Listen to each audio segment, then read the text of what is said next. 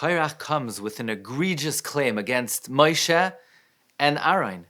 Korach says, I'm more suited to be the Kohen Gadol. I'm more suited to be the leader of the Jewish people.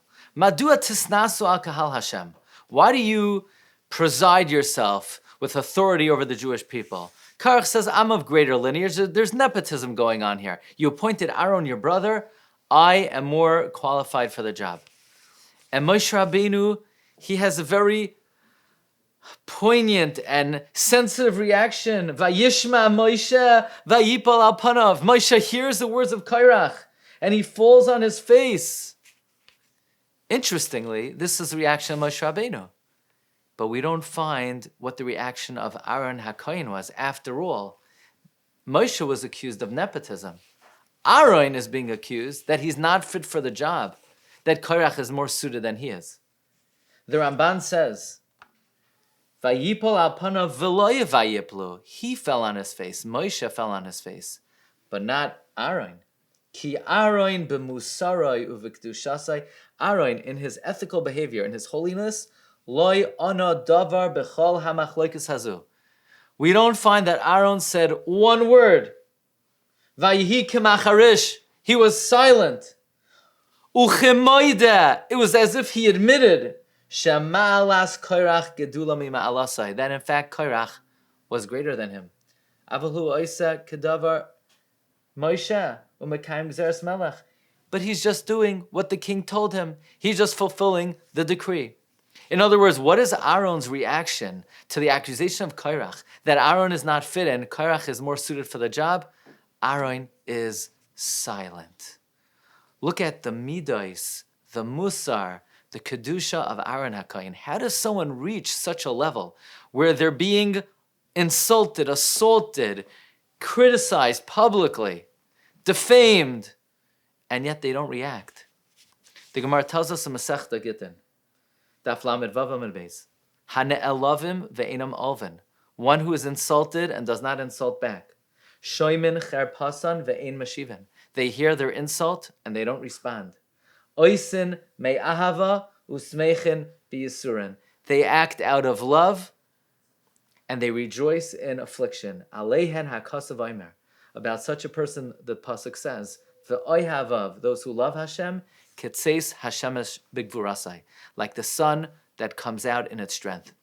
Chafetz Chaim in the Sefer Shmiras Halashon, Shar HaTfuna, explains that the Gemara is delineating three levels.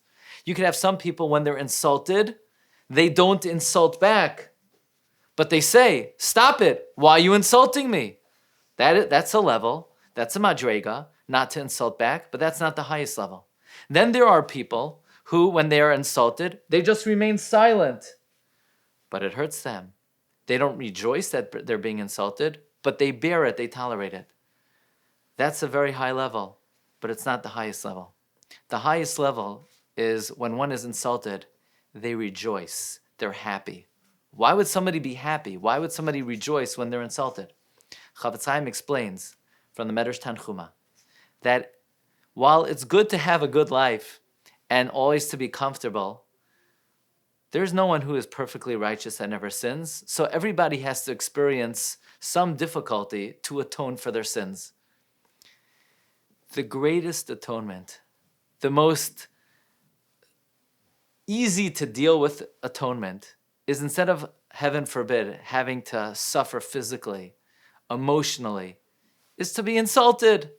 Because here the Rebbeinu Shalom is offering you an opportunity to experience Yisurin, afflictions, which atone for one's sin, and it doesn't cost money, and it retains a person's health and well-being.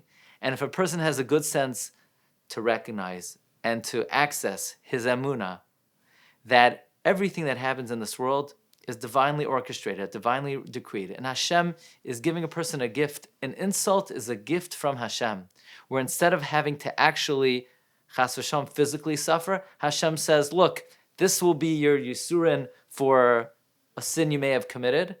Doesn't cost you anything. You don't have to physically suffer. And if you accept it out of love and rejoice in it, knowing that it's, in a way, an easy way to experience suffering, to atone for sin, that's the highest madrega. that madrega one will achieve, that they will illuminate the oyhavav ketzeis hashemesh b'gvurasai. That is the madrega of Aaron HaKohen. Throughout the whole episode with Korach, Aaron doesn't say a word. He's silent. He agrees. Korach, you're more suited for the job. You're greater than me. The madrega of shoimin cherpasan ve'ena meshiven aleihem hakasav medomer ve'oyhavav ketzeis hashemesh b'gvurasai. Such an individual will illuminate forever. Wishing everyone a wonderful week.